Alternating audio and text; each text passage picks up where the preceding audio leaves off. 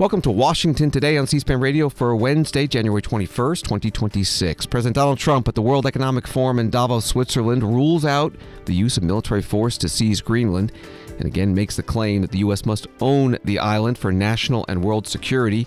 Then later, after a meeting with NATO Secretary General Mark Rutte, announces a framework of a future deal with NATO on Greenland and calls off threatened tariffs against 8 European countries, which he said were blocking U.S. acquisition of Greenland. We'll have all the latest coming up. Supreme Court hears oral argument in the case Trump v. Cook about whether the president can fire Federal Reserve Board member Lisa Cook after she was charged with mortgage fraud. We'll talk about the case with USA Today Supreme Court reporter Maureen Groppe. House Oversight Committee votes to recommend the full House hold former President Bill Clinton and former Secretary of State Hillary Clinton in contempt of Congress for refusing to testify in person under subpoena in the committee's investigation of the late sex offender Jeffrey Epstein. House Democrats say they will oppose a Homeland Security Department funding bill because it does not have enough reforms to ICE, Immigration and Customs Enforcement. YouTuber Nick Shirley testifies on Capitol Hill about his videos on public program fraud in Minnesota. And J.P. Morgan Chase CEO Jamie Dimon opposes President Trump's proposal to cap credit card interest rates at 10% for 1 year. New York Times writes President Trump said Wednesday that he was calling off tariff threats that he had issued in an effort to secure American ownership of Greenland, saying he had reached a framework agreement with Mark Rutte, the Secretary General of NATO, over the future of the icy Danish territory. The announcement on Mr. Trump's social media network came hours after he told European leaders in Davos, Switzerland, that he would not settle for anything less than the United States taking ownership of Greenland while rescinding a threat to invade it. Mr. Trump had promised dire economic and security consequences for Europe if he did not get his way. That was from the New York Times.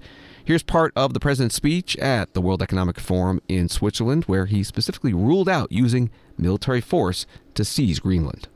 We never asked for anything, and we never got anything. We probably won't get anything unless I decide to use excessive strength and force where we would be, frankly, unstoppable. But I won't do that. Okay? Now everyone's saying, oh, good. That's probably the biggest statement I made, because people thought I would use force. I don't have to use force. I don't want to use force. I won't use force. All the United States is asking for is a place called Greenland, where we already had it as a trustee, but respectfully returned it back to Denmark not long ago after we defeated the Germans, the Japanese, the Italians, and others in World War II. We gave it back to them. We were a powerful force then, but we are a much more powerful force now. President Trump at the World Economic Forum in Switzerland. Also during this speech, he referred to Greenland as our territory and called for immediate negotiations with Denmark to sell it to the U.S. Greenland is a vast, almost entirely uninhabited and undeveloped territory, sitting undefended in a key strategic location between the United States, Russia, and China. That's exactly where it is, right smack in the middle. Wasn't important nearly when we gave it back. You know, when we gave it back, it wasn't the same as it is now. It's not important for any other reason, you know, everyone talks about the minerals. There's so many places. There's no rare earth, no such thing as rare earth. There's rare processing, but there's so much rare earth. And to get to this rare earth, you got to go through hundreds of feet of ice. That's not the reason we need it. We need it for strategic national security and international security. This enormous unsecured island is actually part of North America, on the northern frontier of the Western Hemisphere. That's our territory.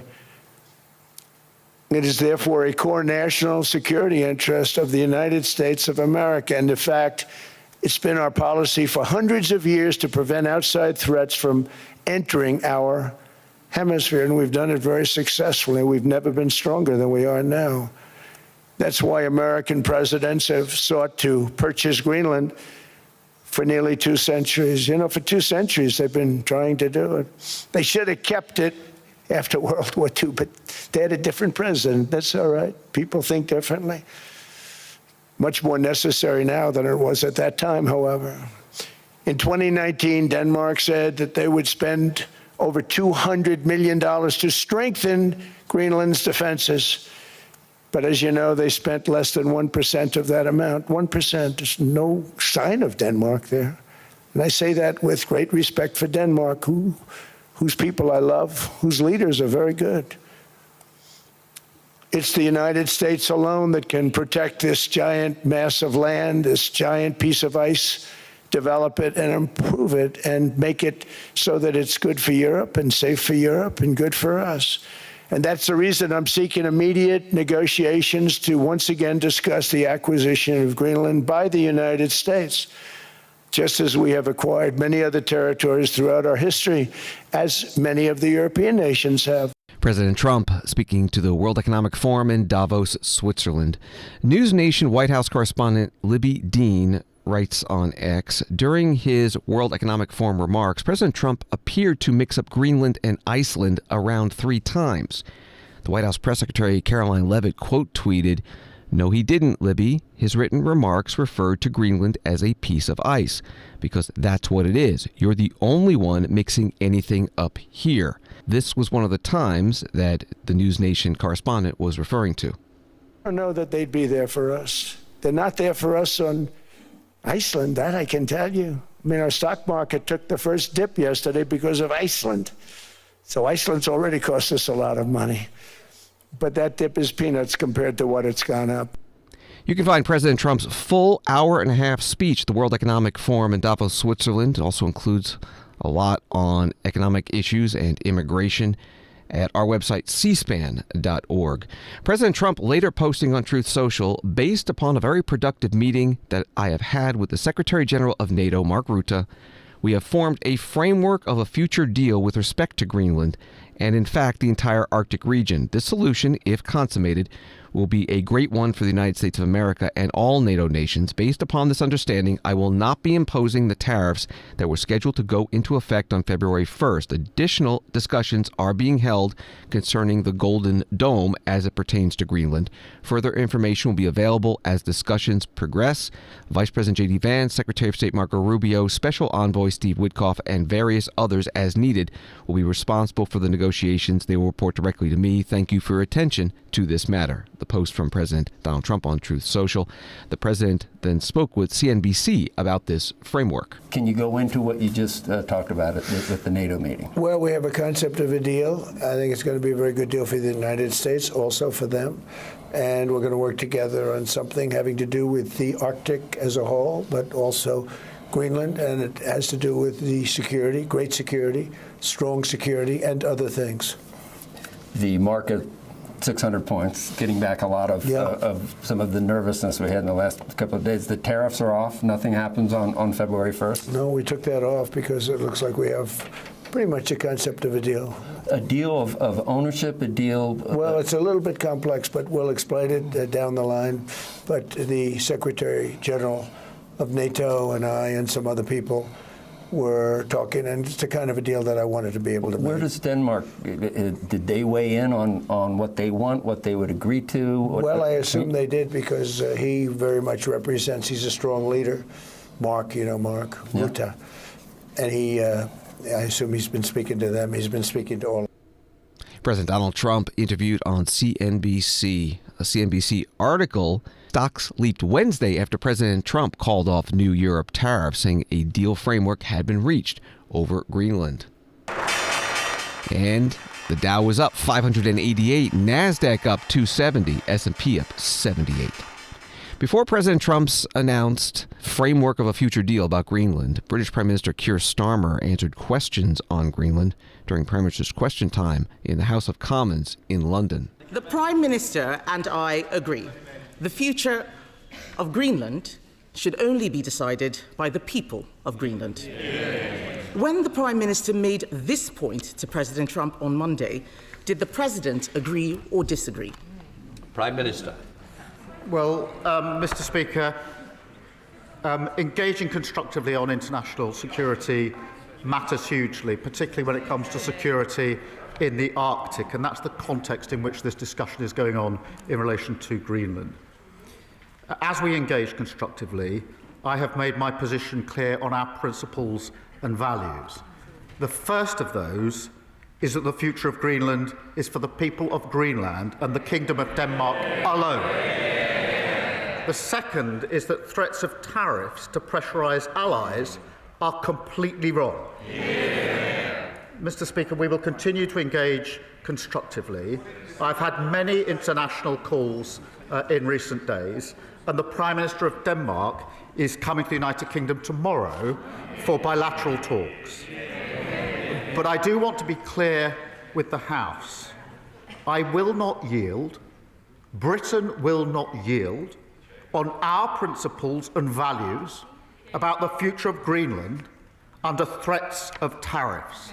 And that is my clear position. British Prime Minister Keir Starmer, head of the Labour Party, getting questions from the opposition leader Kemi Badenoch of the Conservative Party during Prime Minister's question time in the House of Commons in London. ABC News writing that European lawmakers on Wednesday suspended a trade agreement with the United States over tariff threats issued by President Trump as part of his push to acquire Greenland. Later, President Trump posting that he is calling off the tariff threats. Some reaction from U.S. lawmakers in Washington. Again, this was before President Trump's speech, before he announced a framework of a deal with NATO Secretary Mark Rutte over Greenland. Congressman Brian Mast, Republican of Florida, Foreign Affairs Committee chair, met with reporters outside the House Republican conference meeting. The president is in Davos today meeting with world leaders. Caught a little bit of on the TV. Yeah. What's your sense of this plan to tariff NATO countries that oppose the U.S. acquiring Greenland? The United States of America is playing hardball with countries that were more than happy to take advantage of the United States of America.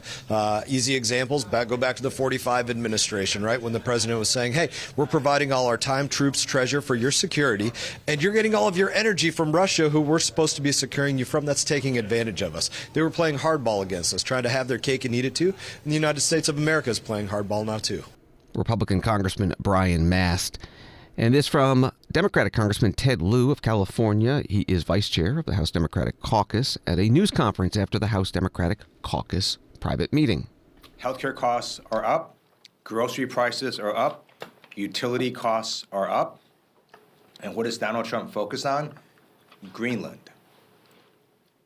I am pleased that he did say at Davos that he would not use military force to acquire Greenland. And that's because any order from the president to invade Greenland without congressional authorization would be in legal order. Congressman Ted Lieu, Democrat from California, at a news conference. This is Washington Today. From Associated Press, the U.S. Supreme Court seems inclined to reject President Donald Trump's efforts to immediately oust Federal Reserve Governor Lisa Cook after hearing arguments Wednesday. It's a politically charged case with the independence of the nation's central bank at stake. President Trump has been highly critical of what he sees as the slow pace of interest rate reductions by the Federal Reserve under the leadership of Chairman Jerome Powell. Cook and Powell attended today's arguments. Trump announced in late August that he was firing Cook based on allegations that she committed mortgage fraud, which she denies. No president has fired a sitting governor in the Fed's 112-year history. That was from AP. Here is part of the oral argument.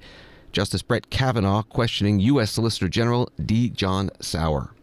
Your position that there's no judicial review, no process required, no remedy available, very low bar for cause that the president alone determines, I mean, that would weaken, if not shatter, the independence of the Federal Reserve that we just discussed. We disagree with that, and I would point to the point that the point you made that this is a low bar for cause. In a sense, it's a very high bar. It's a very strong protection because it does protect them from the one thing that Congress was apparently most worried about, which is a removal for policy disagreement. But it would be in the view of the president who might have a policy disagreement, and there's no judicial review, and the president can just define it on his or her own. Right? One of the strongest traditions in this court's jurisprudence is the sort of presumption of regularity to the president's action that has applied to this provision, I think, effectively for 112 years, and it continues to do so. Let's talk about the real-world downstream effects of this, because if this were set as a precedent, it seems to me, just thinking big picture, what goes around comes around. All the current president's appointees would likely be removed for cause on January 20th, 2029, if there's a Democratic president, or January 20th, 2033. And then we're really at will removal. So what are we doing here? What is, we started, that's why I started with what's the purpose of the independence and the for-cause removal. If we accept all these, no procedure, no judicial review, no remedy, that's what's going to happen, I think. And then where are we? So do you dispute that is, the real world effect? I cannot predict what future presidents may or may not do, but the argument strikes me as well, history's a pretty good guide. Once these tools are unleashed, they are used by both sides, and usually more the second time around. And I think that's what we have to make sure again, that can't drive the decision necessarily. We have to be aware of what we're doing and the consequences of your position for the structure of the government. Justice Brett Kavanaugh questioning U.S. Solicitor General D. John Sauer in today's oral argument. More now on the Supreme Court case Trump v. Cook. Joining us on the phone is USA Today Supreme Court reporter Maureen Groppe. Thank you for being with us. You write the court's conservative majority appeared skeptical that the president could remove Fed board member Lisa Cook based solely on the allegations of misconduct. What did you hear in the Q&A? Yeah, I heard a lot of concerns from the court about the president's claim that he alone can decide what is a good reason to remove someone from the federal board, and that he decides what kind of process she should get to dispute that. So it sounded like the court wasn't buying that amount of leeway to the president for removing a member of the board for cause, which is the only thing that is allowed under the law. It's a little unclear whether they are going to decide this issue once and for all, to say that he absolutely can't fire her, or just say that he can't fire her while she is disputing the allegations against her. And even if they just do that, that's a big difference from what the court has done on the president's other attempts to fire heads of federal agencies. But the court signaled in those earlier cases that they view the Federal Reserve as a different institution than some of these other agencies that were set up by Congress to be independent and insulated from control by the president. On that, the Federal Reserve, an independent government agency, what are the laws and the precedents when it comes to the president removing somebody from something like that? Well, there is no precedent here. On occasion, some presidents have tried to pressure the Federal Reserve. Presidents like low interest rates because it gives them a short-term economic gain, but the Federal Reserve tries to stay clear of such political considerations to make decisions for the economy that's best in the long term. So no president has tried to do what Trump has done, which is to remove a member of the board. And he has said that it's not that he's doing it because he doesn't trust her. It's not over interest rates, but other actions that Trump has done and criticism that he's made of the Fed suggests that is the motivation behind his attempt to get rid of Lisa Cook. Did it matter in today's oral argument that the allegations against Lisa Cook are of a financial nature, mortgage fraud? Sure. I mean, that's what the lawyer for the Justice Department was arguing, saying that there was a lot of debate in the court about where's the greater harm in this case. Is the greater harm not keeping Cook on the board while she gets a chance to dispute the allegations against her, or is the greater harm removing her before she gets that chance? And the Trump administration was arguing that the greater harm is keeping her on the board in the meantime, because they say that the fact that she allegedly made some mistakes on a mortgage application, that's a financial, that's in the area of finances, and as a member of the Fed board, that raises questions about her fitness for the job. And the other side, her attorney argued that it's the greater harm it would be if she can be removed without getting any kind of process, because that would be a big blow to the Fed's independence, and that's what Congress prioritized when it created the for-cause protections for removal. We're talking with USA Today Supreme Court reporter Maureen Groppe. It seems that whenever we have a case dealing with something that President Trump has done, we write that there could be long-term implications of a decision, both for the policy and for the separation of powers. So where does this one rank in importance? Yeah, the reason we do that is because Trump has been testing limits on presidential powers. As I mentioned, he's the first president to try to remove a member of the Fed board, and in so many other cases, he's the first president to try to do something.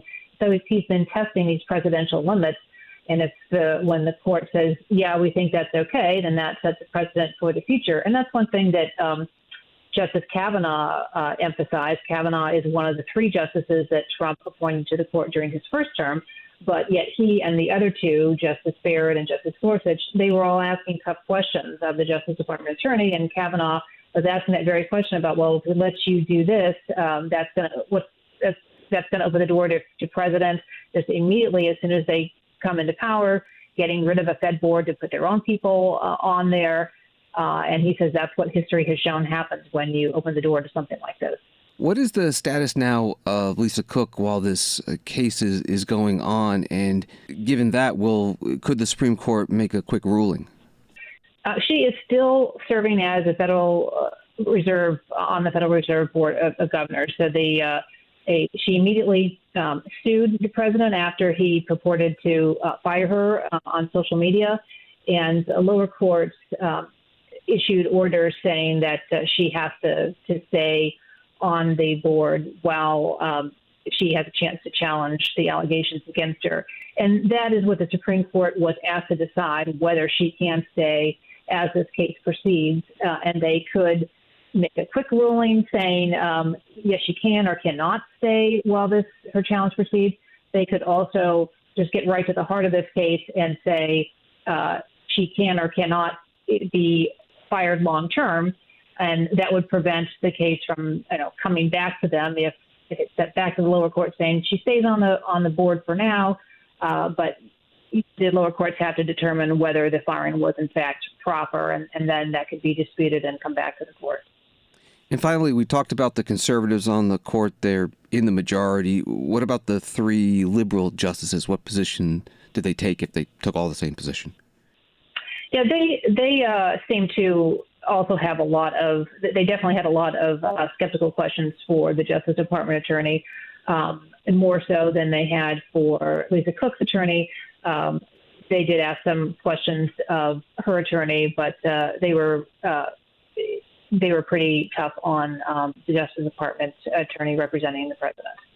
Maureen Groppe is a Supreme Court reporter for USA Today. Find her articles at usatoday.com. Thank you very much. No, thanks for having me on.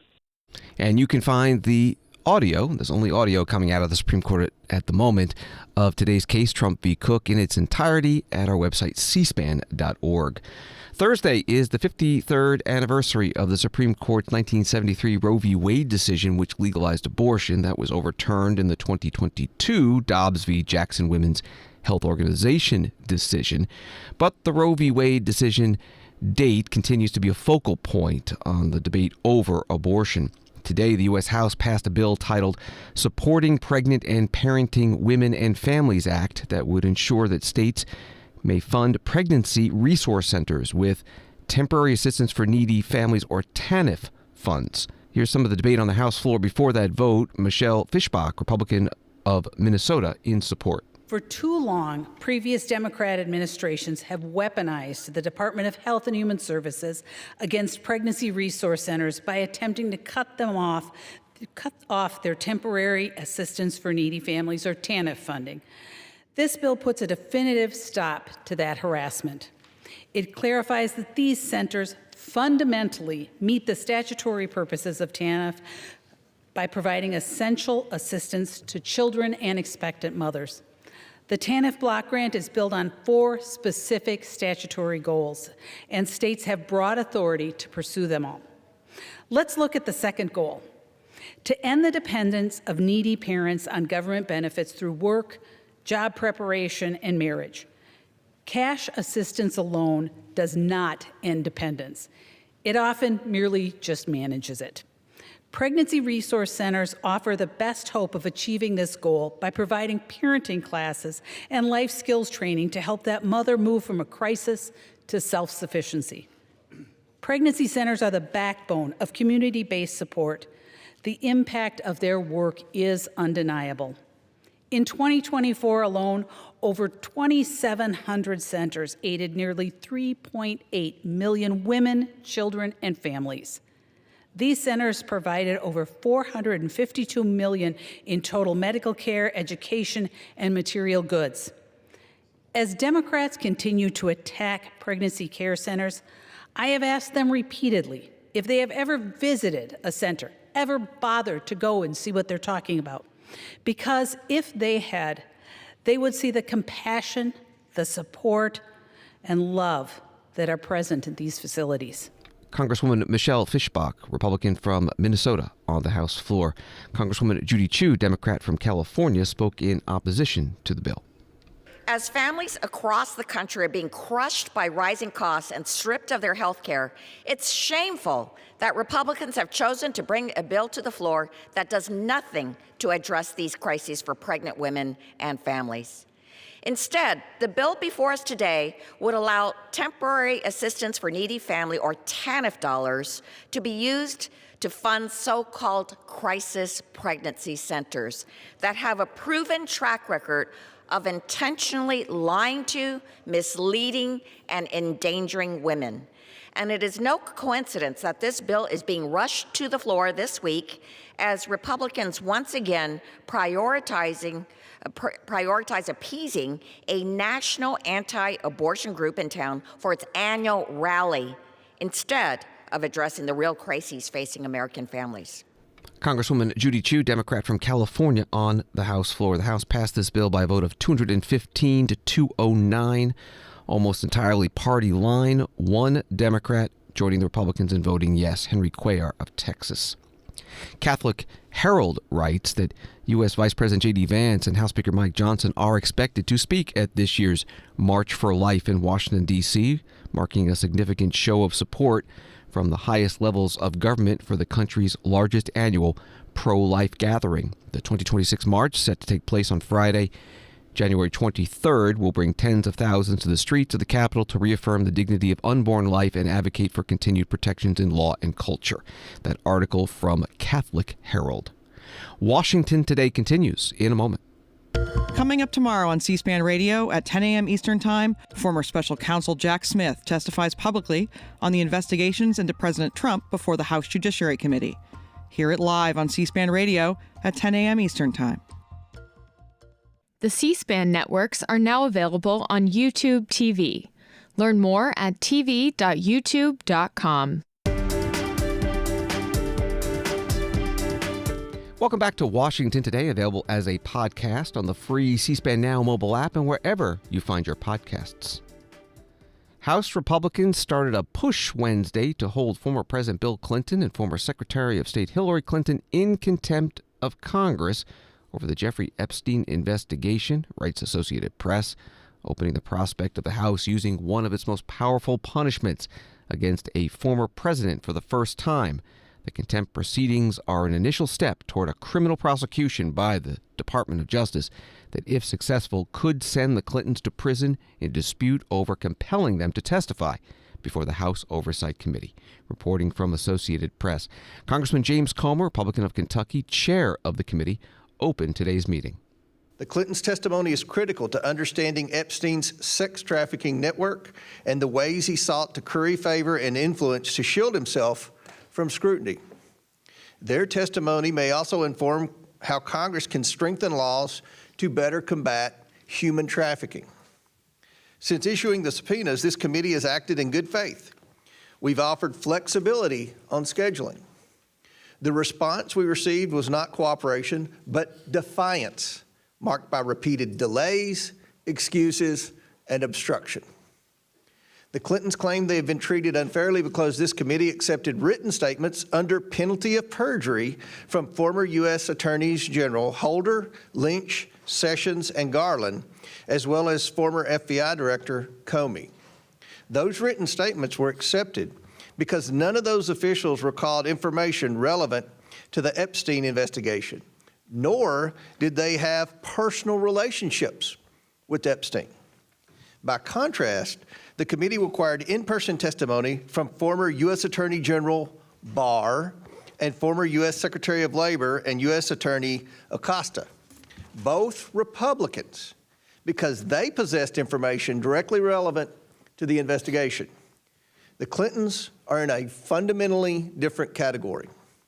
They had documented relationships with Epstein and Maxwell, evidenced by numerous photographs, flight log records, wedding invitations, and other materials. Some of these photos can be seen here. We repeatedly informed the Clintons' attorney that written statements would not be accepted. The subpoenas required depositions. Federal courts have consistently held that witnesses may not impose their own conditions upon the manner of congressional inquiry. Yet the Clintons attempted to do exactly that, submitting brief, bulleted written statements that are neither comprehensive nor responsive to the committee's many unanswered questions. No witness, not a former president or a private citizen, may willfully defy a duly issued congressional subpoena without consequence. But that is what the Clintons did, and that is why we are here today. Congressman James Comer, Republican from Kentucky, chair of the Oversight and Government Reform Committee at today's business meeting. Congressman Robert Garcia, Democrat from California, is the committee's ranking member. This committee, from day one, and we agree, we've had questions for former President Clinton, and as you know, former President Clinton has begun answering some of those questions in a signed declaration that this committee has received recently, including last week. We know that President Clinton has offered to answer additional questions in different formats. He's also called for a full release of the files immediately, which you or no one in this committee has actually done. It's interesting that it's this subpoena only that Republicans and the chairman have been obsessed about putting all their energy behind. Now, we also want President Clinton to answer questions.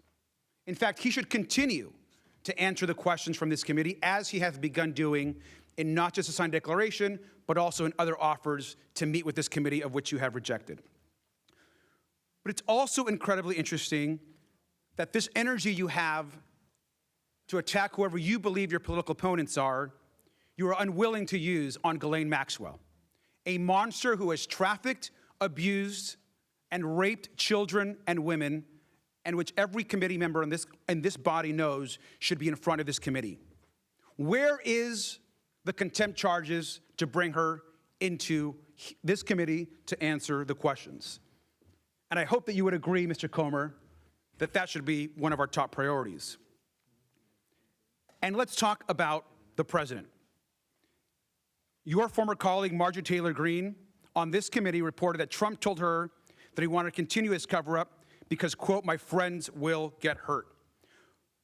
Donald Trump is leading a White House cover-up right now of the Epstein files.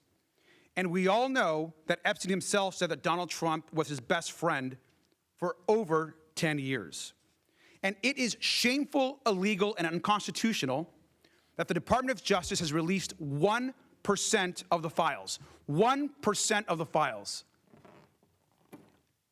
Where is the pressure to get Pam Bondi to release the files? Instead, you're focused, and the committee's focused, on whoever you perceive to be your enemies, and the enemies of Donald Trump. Congressman Robert Garcia, Democrat from California, the Oversight and Government Reform Committee ranking member at today's meeting. The committee went on to vote to recommend the full House hold both Bill and Hillary Clinton in contempt of Congress for failing to comply with the subpoenas to testify in the Jeffrey Epstein investigation. In the case of former President Bill Clinton, the committee vote was 34-8 with 2 voting present. And in the case of former Secretary of State Hillary Clinton, the vote was 28-15 with 1 voting present. In the Bill Clinton resolution, 9 Democrats joined Republicans in voting yes. And for the Hillary Clinton resolution, 3 Democrats joined Republicans in voting yes. Fox News writes that Ghislaine Maxwell, the convicted associate of sex offender Jeffrey Epstein, has agreed to appear before the congressional committee investigating the federal government's handling of the notorious Epstein case to provide testimony under oath, Fox News has learned. Maxwell is scheduled to sit for a virtual deposition by the committee on February 9th, according to House Oversight Committee Chair James Comer, who is leading the investigation. Comer said her lawyers have made it clear she's going to plead the Fifth. I hope she changes her mind because I want to hear from her. Reporting from Fox News. Also from News Nation, a judge ruled on Wednesday that 2 members of Congress lacked the right to intervene and press for a court-appointed observer to make sure the government complies with the law ordering the Department of Justice to release all files related to billionaire sex offender Jeffrey Epstein. However, Judge Paul A. Engelmeyer ruled that members of Congress Ro Khanna, Democrat of California, and Thomas Massie, Republican of Kentucky, could bring a civil lawsuit against the department or use the powers granted to Congress to improve oversight. Again, that was from News Nation. From NBC News, House Democratic leaders told their members in a closed-door meeting Wednesday that they will vote no on a bill to fund the Department of Homeland Security over concerns it doesn't do enough to rein in ICE, according to 2 sources in the room. Their position suggests an overwhelming majority of the 213 House Democrats will vote against the DHS bill, reflecting the party's outrage after an ICE officer fatally shot a Minneapolis woman this month. And that was from the NBC News article. Congressman Pete Aguilar of California, the Democratic caucus chair, spoke at a news conference after the morning meeting of House Democrats. The DHS approach bill was a major discussion point in caucus this morning. Did you come away with a sense that the caucus has reached a consensus on where members will be on the bill, or is it leadership's position that members will vote their conscience, vote their district? Members are always, the responsibility is to always vote your district. But what we heard from caucus was a presentation from Rosa DeLauro, ranking member of the full committee of appropriations, as well as ranking member Henry Cuellar, the subcommittee ranking member. I can appreciate some of the work that went into the bill, some of the additional pieces that they were able to place in bill language. I also understand that with a continuing resolution, ICE would likely have more flexibility. But what we heard overwhelmingly was our members, and in the last 24 hours, we've heard our members speak loudly that ICE isn't doing enough. These reforms aren't enough. Their lawlessness has to stop. And they are only doing this because they can. They're only doing this because the President of the United States wants to use them to terrorize communities, to terrorize U.S. citizens, as the vice chair heard directly last week in Minneapolis, St. Paul, to scare people. There are kids throughout this nation who are not going to school because they're afraid. They're afraid that they're going to get picked up. They're afraid that their family member who is taking them to school will be picked up. That's just wrong. There aren't enough guardrails within this bill. I can still appreciate the work that went into the bill while mentioning that common sense reforms that Democrats put up as amendments and alternatives were roundly rejected. They should not be allowed to detain U.S. citizens, and they are. They should not be able to fire at moving vehicles unless their life is in danger, and they are. That's wrong. The caucus has concerns about it, and I don't think we're going to have true accountability until Democrats are in charge. Our Republican colleagues don't seem willing or able right now to offer the level of oversight and critique of that agency that also, by the way, funds things that we support. TSA, FEMA, those are important. That's important work that the federal government does. It's unfortunate that the behavior of ICE is jeopardizing the Homeland Security bill. I know you were just speaking on behalf of the caucus, but have you figured out your position on the bill yet? I shared with the caucus this morning, and the leadership team has shared with the caucus that that we'll be voting no unless there are any substantive changes or amendments in the Rules Committee. Thank you. Congressman Pete Aguilar of California, the House Democratic caucus chair at a news conference today. More from the NBC News article.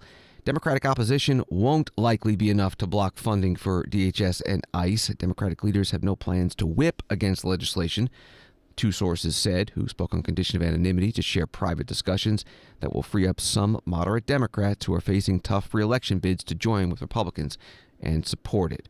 from the NBC News article.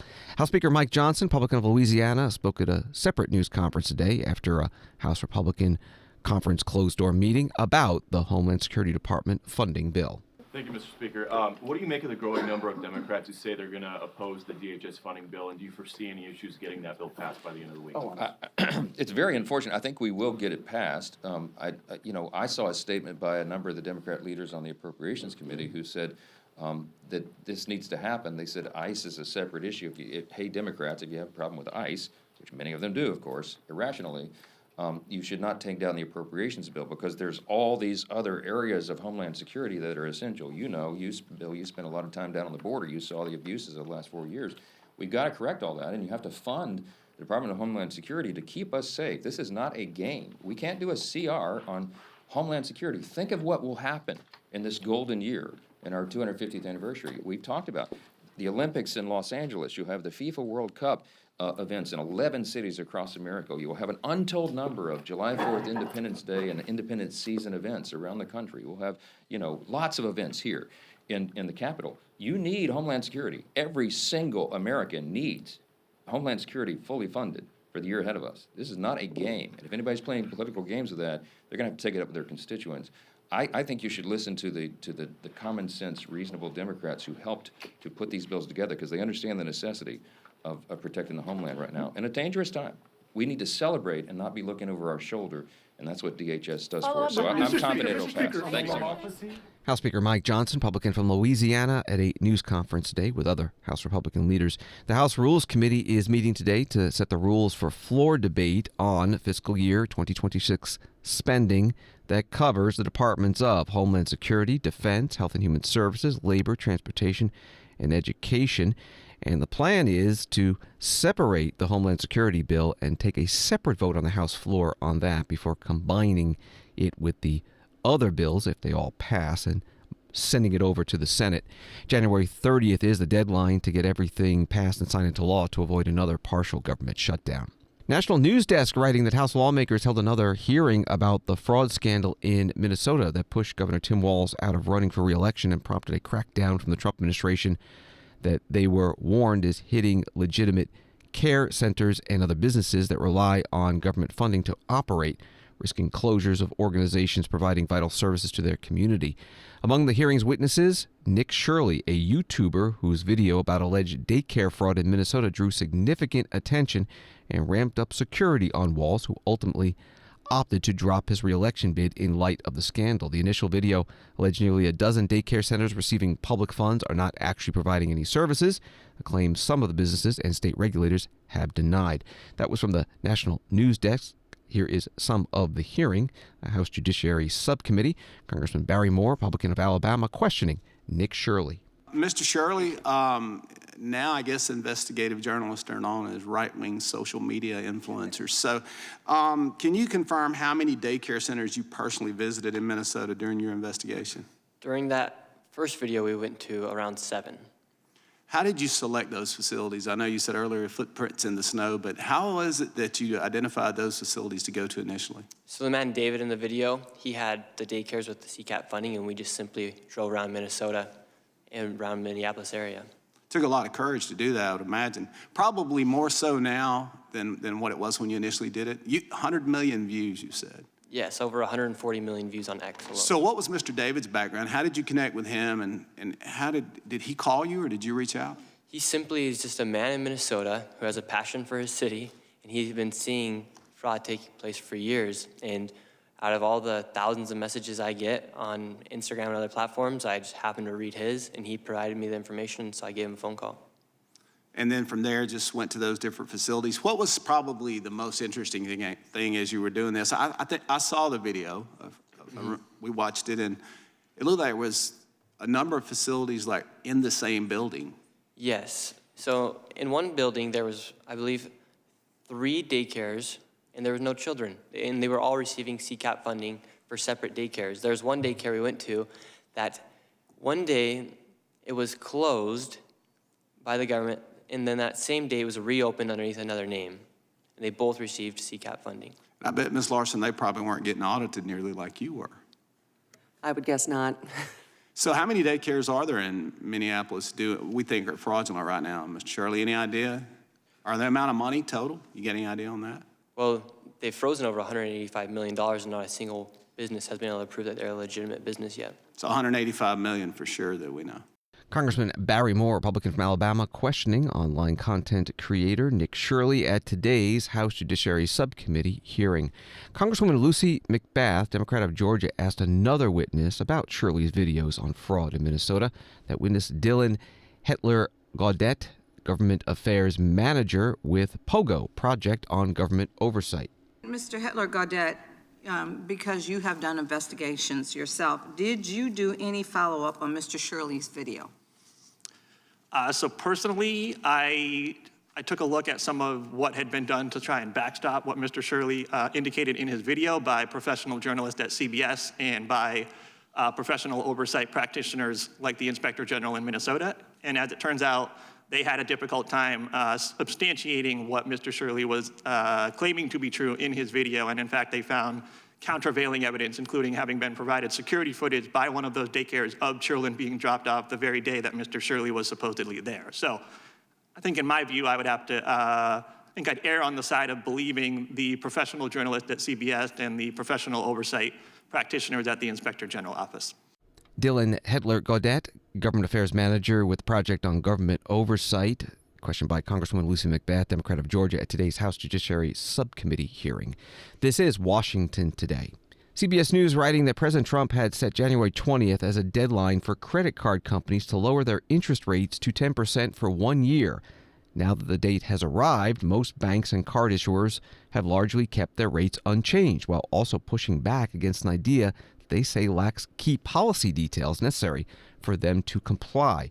That was the article from CBS News. President Trump brought this up at today's speech in Davos, Switzerland at the World Economic Forum. The profit margin for credit card companies now exceeds 50%, one of the biggest. And they charge Americans interest rates of 28%, 30%, 31%, 32%. Whatever happened to usury? So to help our citizens recover from the Biden disaster, all caused by this horrible president, just horrible president, I'm asking Congress to cap credit card interest rates at 10% for 1 year. And this will help millions of Americans save for a home. They have no idea they're paying 28%. They go out there a little late in their payment and they end up losing their house. It's terrible. President Trump at the World Economic Forum in Davos, Switzerland. More from the CBS News article. The interest rate cap has drawn bipartisan support from some lawmakers, including Senator Elizabeth Warren, a Democrat from Massachusetts, and Senator Josh Hawley, a Republican from Missouri. If enacted, the proposal could save consumers $100 billion per year in reduced interest payments. But the banking industry warns that it could backfire because issuers would be forced to reduce credit access to millions of consumers. Again, reporting from CBS News.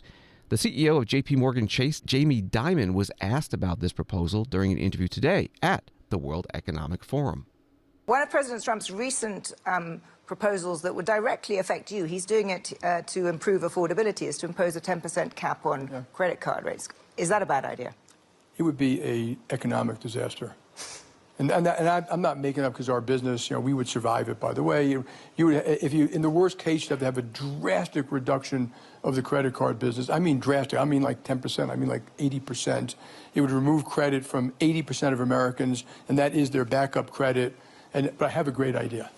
Since there's a huge disagreement on this one, between Republicans and Democrats, I think we should test it. And my view, and I can't do this, because it'd be antitrust, but the government can do it. They should force all the banks to do it in 2 states, Vermont and Massachusetts, and see what happens.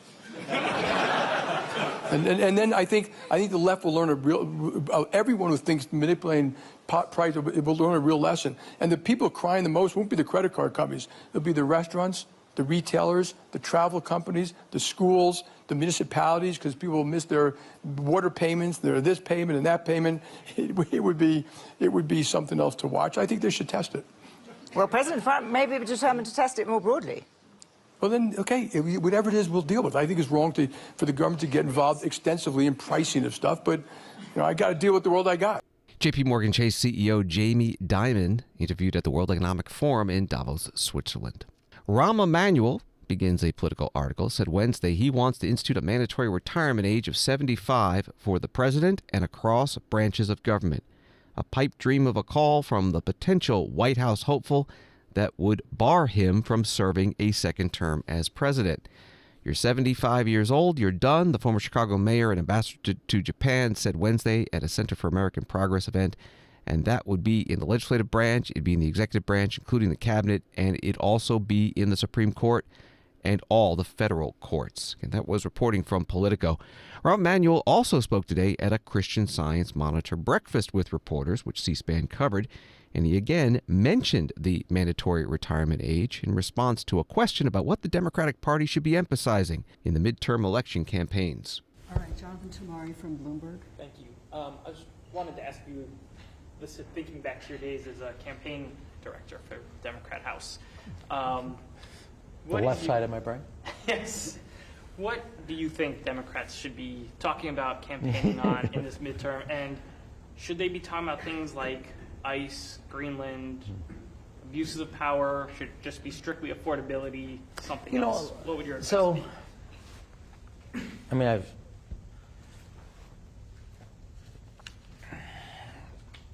I would put everything under the refrain of heads and tails, change. What I mean by that is change to Washington and change to the rubber stamp Republican Congress. John, there's three, and let me back up. So even when the president's talking about Greenland, I would say, well, he can talk about Greenland, we're going to talk about groceries. You want to talk about Venezuela? We want to talk about the families that are struggling in Virginia. So whatever you're doing, Venezuela, really, come back to our focus is the American people. Whatever that is, that's one. Two, and I say that would be a change with the culprit, 2026 is a referendum election. There's a law of physics when one party controls the microphone and the gavel.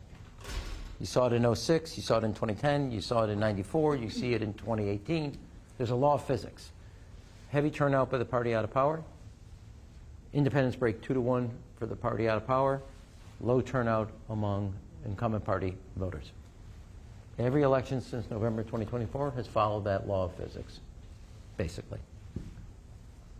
I think we should be driving towards that and continuing to be the party of change and the party that challenges a rubber stamp Republican Congress.